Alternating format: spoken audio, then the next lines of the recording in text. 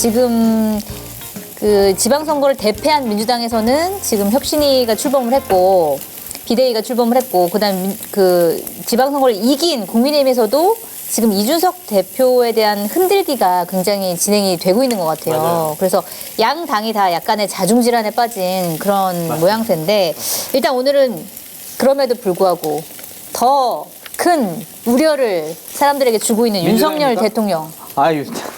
대통령 왜 그래요, 진짜. 지금 대통령 인사하는 거 보세요. 지금 이복현 금감원장 이 진짜 검찰 출신들을 완전히 도배했잖아요. 그러나 이런 검찰 출신이 독식한다는 비판에 윤 대통령은 적재적소에 유능한 인물을 쓴다라고 말씀하셨는데 어떻게 되는 겁니까 이거? 저는 금감원장은 네. 뭐 할만하다라는 생각이 들어요. 네. 이복형 검사가 네. 뭐 능력은 뭐 검찰에서 인정을 많이 받았고 저는 금융감독원 같은 경우에는 금융검찰이라고 하거든요. 네. 저도 이제 국회에 있을 때 정무위 담당해서 금감원을 감사를 했었는데 네. 거기 제일 중요한 부서는 조사국과 검사국이에요. 금감원에. 네. 네. 거기가 조사국의 파워가 제일 세거든요. 그거는 은행, 증권, 보험 이런 회사들의 검사, 조사를 위주로 하는 곳이거든요. 그러한 취지에서는 저는 이복형 검사가 제대로 조사 수사를 잘 할 수 있을 것 같다. 네. 그래서 적절한 인선이 될 수가 있다라는 네. 좀 생각이 들고 네. 대여섯 명의 부원장이 있거든요. 부원장과 부원장보. 그분들이 금융정책과 관련해서는 좀 뒷받침을 하고 상급기관인 금융위원회에서 각종 제도 같은 경우에는 거기서 정하니까 금융감독원 같은 경우에는 조사를 좀 더 잘하고 철저하게 하는 네. 그러한 모습을 보이면 좋지 않을까? 그래서 저는 이복형 검사 것만 가지고 문제를 삼는 것은 문제가 안 된다. 그동안 쌓여왔던 게 너무 많으니까 대통령실이며 그런 뭐 어디며 문제죠. 어디며 그러니까 사실 보면 검찰 아니면 기재부 출신 그러니까 이게 저는 제일 안쪽으로 가는 것 같아요. 제일 문제 삼는 검사 출신 인사는 두 가지라고 봐요. 하나는 본인이 검찰총장 할 때 징계를 받았잖아요. 네. 그 징계 대리인을 법제처장 시킨 거. 그리고 부인이 주가 조작 사건 때문에 조사를 받았잖아요. 그 변호사를 네. 국정원 기조실장 시킨 거. 그러게요. 나는 이거는 권력의 사유화라고 생각을 해요. 네. 본인의 사적 인연이 있던 사람들을 국가의 공권력 그러한 곳에다가 임명을 한다? 이것이 과연 공정한 인사냐라는 비판은 분명히 받아볼 수 당연히 있어요. 완전 거꾸로 보시는 거죠. 그래요. 마켓타니에서는 전 제품 배송 무료입니다. 반드시 로그인을 해야 받을 수 있는 혜택이 오니 참고 바라겠습니다. 그러니까 이게 저는 안쪽으로 가는 것 같아요. 제일 문제 삼는 검사 출신 인사는 두 가지라고 봐요. 하나는 본인이 검찰총장 할 때 징계를 받았잖아요. 네. 그 징계 대리인을 법제처장 시킨 거. 그리고 부인이 주가 조작 사건 때문에 조사를 받았잖아요. 변호사를 네. 국정원 기조실장 시킨 거. 그러게요. 나는 이거는 권력의 사유화라고 생각을 해요. 네. 본인의 사적 인연이 있던 사람들을 국가의 공권력 그러한 곳에다가 임명을 한다? 이것이 과연 공정한 인사냐라는 비판은 분명히 받아볼 수 당연히 있어요. 완전 거꾸로 보시는 거죠. 그래요. 나쁜다는 검찰에서 가장 유능한 사람들이니까 자기 부인 변호를 시킨 거지. 그러니까 가장 유능한 사람이니까 변호를 시켰으니까 다시 업무로 복귀시키는 건 가장 유능하다는 기준에서 하나도 어긋남이 없어요. 그리고 불법이에요? 아니잖아요. 불법은 아니죠. 윤석열 대통령은 불법인지 아닌지만 확실하게 알면 돼요. 법대로 아니면 하시니까 그럼요. 모든 걸. 불법이 아닌 거면 문제가 없다는 인식을 정확히 보여주시잖아요. 예를 들어서 그 대통령 총무비서관 그분 성희롱도 그 경고만 받았지 징계를 받았어요? 안 받았잖아요. 문제가 없는데 왜? 네. 예, 이런 거죠. 법치국가 만세! 그러면 예를 들어 이복현 금감원장에 대해서는 어떻게 생각하세요? 자, 금융감독원이 하는 여러 가지 업무가 있는데 윤석열 총장은 그런 걸 떠올렸을 거예요. 본인 특수부 검사 시절에 네. 금감원으로부터 수사협조를 금감원 파견 검사들로부터 받았을 때 용이함에 대해서 떠올렸을 거고요. 지금 이제 한동훈 법무부 장관이 증권법제 합동수사단을 강화하잖아요. 네. 그 경우에 이제 압수수색 영장이 없어도 금감원의 이 소위 말하는 증권 보고서 이런 것들이 있거든요. 심리 보고서. 네. 심리 보고서라는 게 있는데 이것만 보면 어떤 사람이 어떻게 했는지를 대번에 알 수 있습니다. 이거는 따로 압수수색 영장을 청구하지 않아도 되고 그래서 남부지검에 설치될 증권범죄합동수사단의 수사를 용이하게 하는 데 있어서 그걸 해본 사람이 증권감독원장으로 가서 자료를 빨리 넘겨주는 것. 그래서 빨리빨리 수사를 할 수 있도록 만드는 효율적인 체계를 구축한다는 점에서 그렇게 만들었을 거라고 보고요. 네. 근데 아마 이분이 이제 금융감독원이라고 들으니까 이게 옛날에 은행감독원, 보험감독원, 증권감독원 합친 건데 네. 그 역사는 아마 모르셨을 거예요. 그래서 야 증권 했잖아. 그러니까 된 거 아니야 하는데 여러 개가 있는데 예, 증권 중에서도 증권 수사만 담당했던 이복현 검사를 증권, 은행, 보험 업무의 전문가라고 하는 것. 야, 그 증권이랑 금융 있잖아요. 같은 거 아니야? 이렇게 부원장들이 생각했을 있잖아요. 테니까. 네. 예. 저는 그래서 제 생각에는 지금 굉장히 지금 장어가 훌륭하게 구워지고 있다. 알겠습니다. 근데 여러분들 어쨌든 이렇게 못 구우실 거라 이 맛을 과연 집에서 구현하실 수 있을까 약간 아니, 왜 걱정이 우리 되네요. 시청자들의 수준을 낮게 보고 그러세요. 제 수준을 높게 보는 거죠. 그게 그거잖아요. 줘보세요. 어쨌든 이 검찰 공화국에 대한 우려가 나오면서 여러 가지 비판, 그러니까 사실은 보니까 보수 언론들 비판들을 되게 많이 해놨더라고요. 근데 윤 대통령이 이제 기자들과 만나서 이렇게 얘기를 했단 말이에요. 과거에는 민변 출신들이 다 도배하지 않았냐, 뭐가 문제다, 막 약간 이런 식이었는데 이거 어떻게 봐야 돼요, 이 워딩은? 그거는 좀 말 실수가 아닌가라는 생각이 들고 그런 인식을 갖고 있는 것은 좀 우려스럽다라는 생각이 들어요. 네. 민변 출신 너희들 그랬으니까 우리가 그래도 되지. 라면은 정권 교체를 왜 했습니까? 민변 출신들이 그렇게 정부 요직에 특히 이제 사정기관, 네. 그다음에 법적인 문제가 있는 곳에 집중적으로 배치된 것에 대해서 당시 국민의힘과 언론에서는 문제점을 지적을 했거든요. 근데 똑같이 한다? 그거는 맞지 않죠. 그럼 정권 교체를 왜 했어요? 그 일단 사실관계부터 확인을 해봐야 되는데 저는 특히 그 발언을 통해서 이분이 정말 아직도 우물 안에 gat혀 있구나. 우물 안에 개구리나라는 생각을 했어요. 그러니까 우물 안에 있는 개구리 입장에서는 우물 안으로 바가지 하나가 떨어지면 세상이 무너지는 날이 내려가는 겁니다. 와, 참여연대 우리 찾으러 왔어? 이렇게 되는 거죠. 근데 왜 그렇게 말씀드리느냐? 문재인 정부 시작할 때 현재 윤석열 정부에서는 6명이 대통령실에 있죠. 청와대는 단 한 명의 민변 출신도 없었습니다. 그리고 네. 사실관계가 다르다는 예, 거죠? 그리고 지금 시작하는 입장에서 검사 출신의 장차관 고위공직자가 지금 6명이죠. 그런데 문재인 정부에서는 장관은 5년 내내 진선미 의원 여가부 장관 딱 한 사람이었고요. 이미 3선 의원이기 때문에 진선미 장관을 민변 소속으로 보기도 어려운 측면이 있었습니다. 다만 법무부의 비검찰화를 시도하는 과정에서 검사의 자리를 대체할 법 관련된 지식이 있는 변호사들을 대거 영입하는 과정에서 그 사람들이 민변 소속일 수 있었고 네. 25명이 들어갔습니다. 문재인 정부에서 일했던 모든 사람들 변호사의 숫자가 36명인데 그중에 25명이 법무부와 유관부처에서 일을 했어요. 네. 그러니까 뭐 관련 부서네요. 윤석열 검찰총장이 보기에는 참여연대 죄송합니다. 민변이 다 장악한 것처럼 보이지만 사실은 고작 법무부에만 그렇게 많았다. 그러니까 윤석열 대통령이 얼마나 세상을 좁게 보는지를 아주 정확하게 보여준 에피소드죠. 근데 장어 되게 맛있다. 그러니까 나도 되게 냄새 안 나고 되게 살점도 네. 두껍고. 네. 근데 어쨌든 검찰 공화국이라는 비판이 나오는데 그래서 여권에서도 사실은 국민의힘에서도 좀 걱정이 많은 것 같아요. 그래서 오늘 이제 윤핵관 중에 윤핵관이라고 칭해지는 이제 권성동 원내대표가 라디오에서 뭐라고 얘기를 했냐면 이제 문제가 있다라고 인정을 하고 그래서 어제 내가 이제 대통령이랑 통화해가지고 더 이상 검찰 출신으로 쓸 장관 있습니까?라고 물어봤더니 이제 없다 이렇게 얘기를 했다라고 얘기를 했는데 그 얘기가 나오자마자 윤석열 대통령이 출근길에 이제 기자들이랑 만나서 필요하면 또 해야죠. 이렇게 얘기했단 말이에요. 그러면 뭐 어떻게 된 겁니까 되게 이거? 간단한 거예요. 윤핵관 이거 어떻게 된 겁니까? 윤핵관이 전화해서 자 대통령님 앞으로도 검찰 인사 쓰실 겁니까? 이렇게 물어봤겠어요? 당연히 아니지. 뭐라고 물어봤을까요?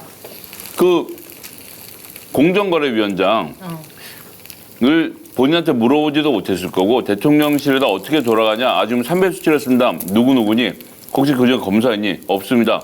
오케이 그 정도 사실을 전했을 가능성이 100%다. 아니 근데 대통령이랑 직접 통화했다잖아요. 아니에요. 네. 권성동 원내대표가 이렇게 세 사람을 놓고 보신다죠? 그러면 그러고 있습니다. 그럼 알겠습니다. 그러고는 거기 검사가 없으니까 검사 인사가 안 한다 이렇게 얘기를 했을 아니, 거예요. 권성동 원내대표가 얘기했어요. 뭐라고요?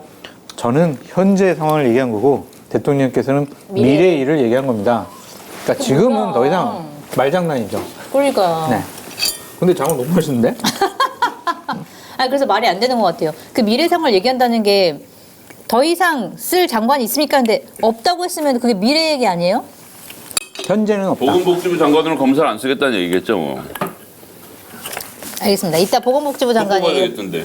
그러니까 이건 그 얘기는 좀 또 이따 하고 그다음에 우리 이제 법대로를 중요하는 우리 윤석열 대통령께서 약간 저도 약간 이렇게까지 얘기하실지 몰랐는데 문재인 대통령이 지금 사주 앞에서 시위하는 분들 때문에 굉장히 고통을 겪고 계시잖아요. 그러니까 문재인 대통령 전 대통령이 고통도 겪고 주변 주민들도 굉장히 큰 고통을 겪고 있어서 좀 문제인데 이거에 대해서 어떻게 보냐고 하니까 대통령 집무실 앞에도 시위가 허용되는 판에 법에 따라서 하면 되지 않겠냐. 오늘 마지막 방송이에요? 왜 대통령을 이렇게 계속 비판해요? 아니 나는 집권 초기인데?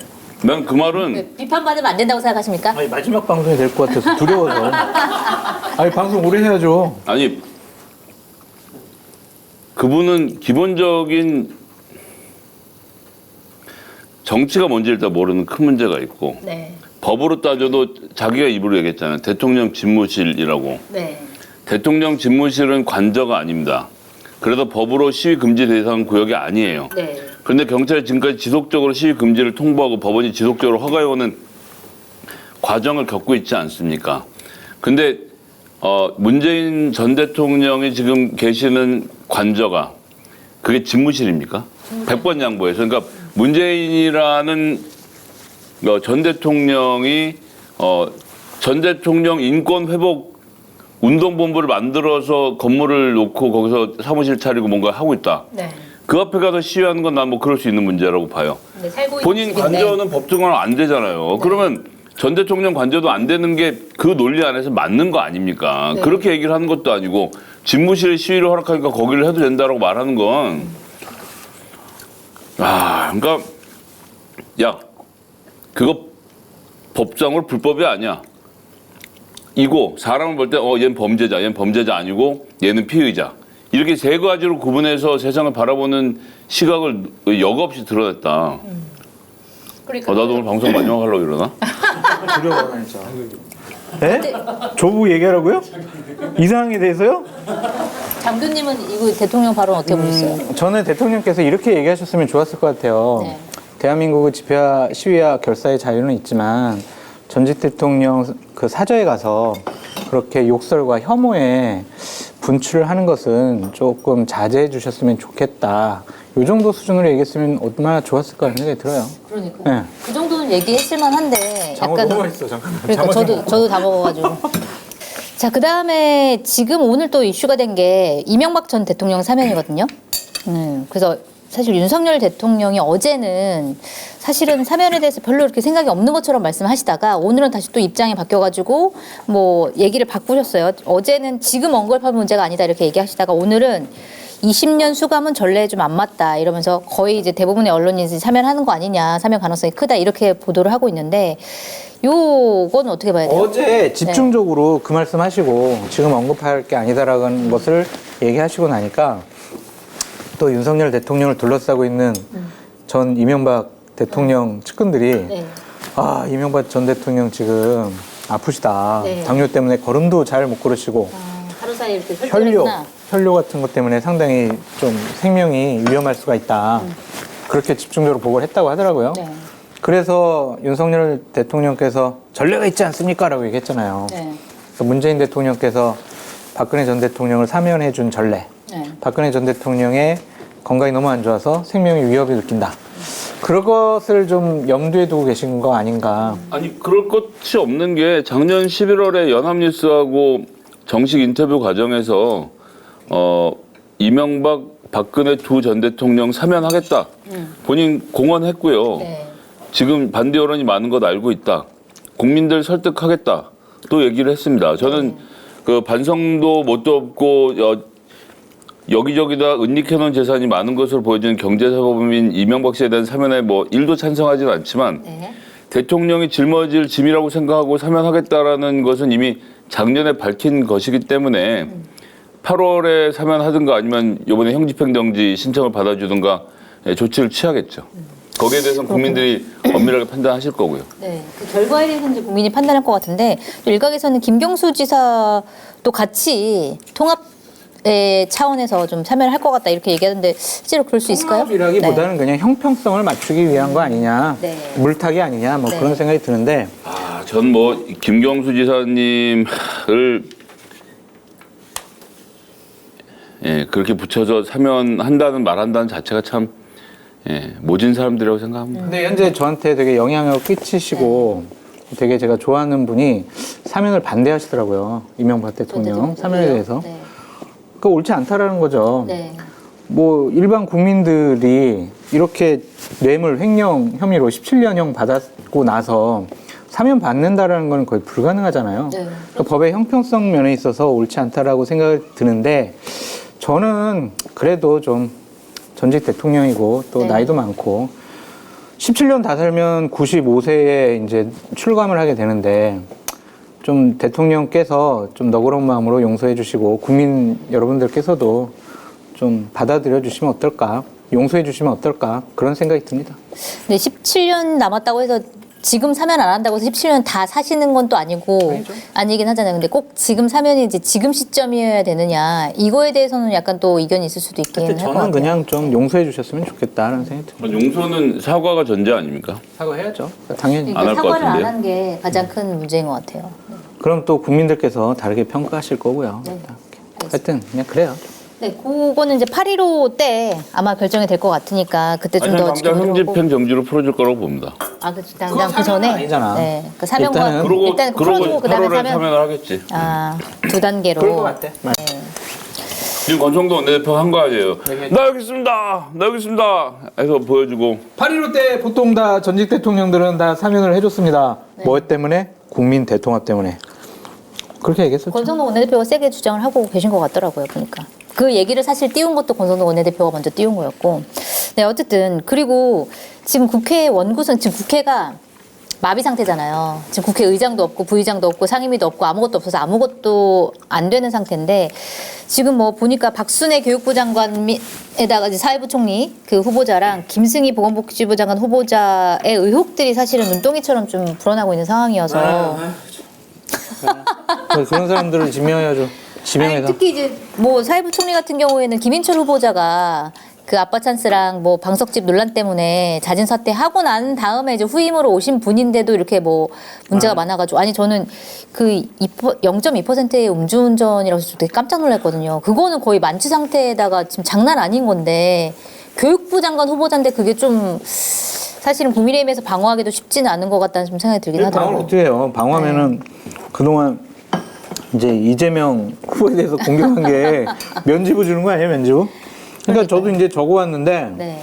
어떻게 이런 분이 본인 스스로가 저 장관 되겠습니다. 네. 청문회 받겠습니다라고 생각을 했는지 네. 제 이해가 안 될 정도예요. 때본 대통령실은 무슨 생각으로 해줬대? 아니 뭐 감춰진 게 확 드러난 거 예를 들면 그 김승희 장관 같은 경우는 정치자금 1,800만 원 슈킹해갖고 차 사는데 못했던데 그런 거는 감춰졌으니까 모른다 치고 이거는 드러나는 정과인데. 이거는 범죄 전력은 다 조사하는 거 아니에요, 기본적으로? 2001년도 거 아마 그래서 한 10년, 20년 전 거 아니야. 뭐 이렇게 생각을 한 것 같아요. 아니 이것도 나 옳다고 생각. 이것도 저기 윤석열 대통령의 로직 안에서는 가능한 일입니다. 그 뭐 어떻게 했어 결론은? 나 선고 유예가 됐습니다. 선고 유예는 벌 받은 거 안 받은 거야? 유예라서 안 받은 겁니다. 뭐가 문제라는 거야? 선거 유예도 근데 유죄잖아요. 아니 그런데 선고 유예를 받았다는 것도 사실은 납득하기 힘든 측면이 있잖아요. 상식적으로 봤을 때 어떻게 아니 어쨌거나 판사가 유예할 만하니까 유예했겠지 이렇게 생각하시는 거 아닐까요 혹시?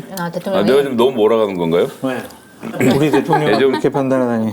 제가 너무해. 생각해도 과했네요. 예. 너무해. 근데 만약에 지금 원구성이 안 되니까 인사청문회를 할 수가 없고 어디 땡 잡은 거지 뭐. 그 인사청문회를 사람들은. 안 하면 사실은 이제 뭐 대통령이 인사청문회 해주시오 하고 요청했는데 국회에서 만약에 사정 때문에 못 한다 그러면 그냥 임명할 수 있는 거잖아요. 땡 잡은 거죠. 그 사람들은 완전히 아니 근데 뭐. 그러면 대통령이 임명을 해버려. 네. 그러면은 그거에 대한 후과가 없을까요? 후폭풍? 후폭풍이요? 네. 지금 저런 민주당이 사람이 지들끼리 싸우고 있는데 뭐 후폭풍이 뭐가 있겠어요. 아니, 국민들이 지켜보고 있잖아요, 그래도. 국민들께서 계속 지켜봐셔가지고 정말 이거는 안 되도록 막아야 된다고 생각이 듭니다. 아무리 네. 여성분들 배려 차원에서 또한 뭐 비율을 맞추기 위해서 장관을 임명했다고 하지만 아니 이렇게 능력이 있고 문제가 없는 분이 없을까요? 난 이해가 안 돼요. 그러게요. 정말. 아니 이분이 보니까 박순애 혈중 알코올 농도 0.251 만취 상태 논문 4번 재탕 교육부 장관을 어떻게 논문 4번이나 재탕한 사람을 이게 말이 됩니까? 그러니까요. 공공기관 평가 활동 중 공공기관 비상임 이사 재직 뭐야 이게 자기가 거기 재직하면서 거기를 평가를 한다는 게 말이 돼요? 네. 내가 꼭 야당 편을 갔네 근데 현장 자고 이럴 때 깨워주세요 끝나면. 국민은행 사회이사 경력도 이해충돌 가능성 교육부 장관은 이러면 안 되죠. 네.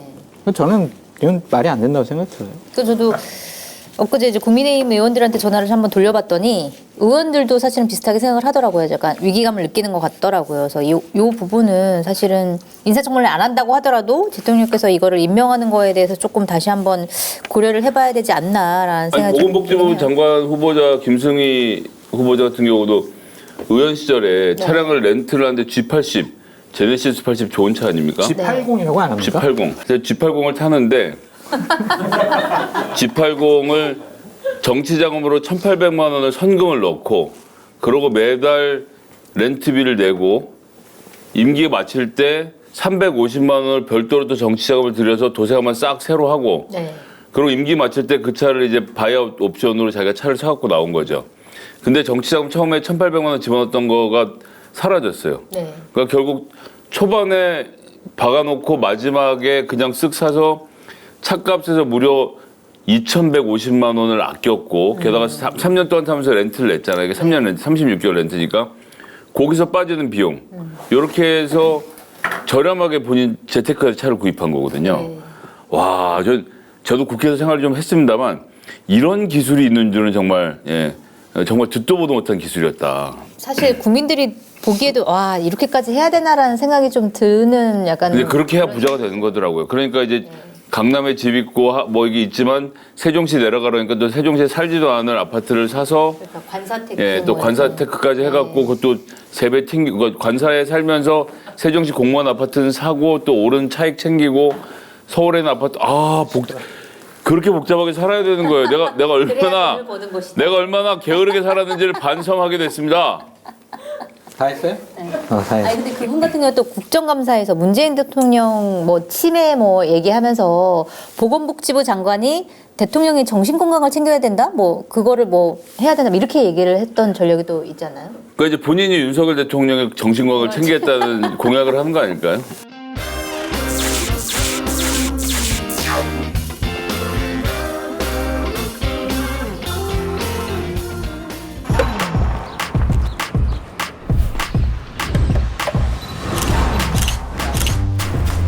관심이 필요한 환경 문제. 당신의 자리에서 볼 수 있도록 한겨레가 펼쳐 봅니다. 펼치면 보이는 세상. 한겨레 신문 돗자리. 한겨레가 전해왔던 환경 기사들을 채워 신문 돗자리를 만들었습니다. 버려진 페트병 40개를 재활용했죠. 우리는 쓰레기가 많이 발생하는 장소에서 신문 돗자리를 나눠주었어요.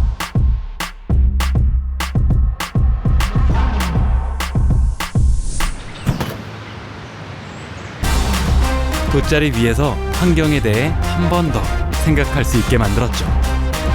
세상에 필요한 이야기가 더 알려지길 원한다면 지금 여기 한겨레의 벗이 되어주세요.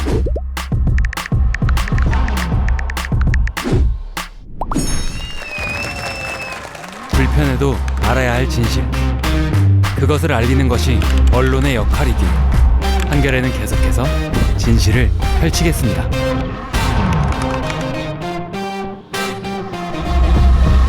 한겨레 서포터즈 벗. 뭐라고요? 아니 요즘에 마켓타니에서 이용 안 하는 분도 있어요? 쇼핑몰계 차세대 리더 마켓타니 정치권의 정보통 저 장성철이 자부하겠습니다. 정말 강력하게 추천드립니다. 왜 추천을 하느냐? 덕분에 제 출연료가 인상됐기 때문입니다. 굉장히 만족스럽습니다. 믿고 사드셔도 될 것 같다. 전 그런 확신이 들었습니다. 한겨레의 자랑, 한겨레의 야심찬 프로젝트, 한겨레 TV를 후원하는 가장 좋은 방법 마켓파밍. 많이 성원해 주시고요. 주변에도 널리 알려주세요. 좀 도와주십시오.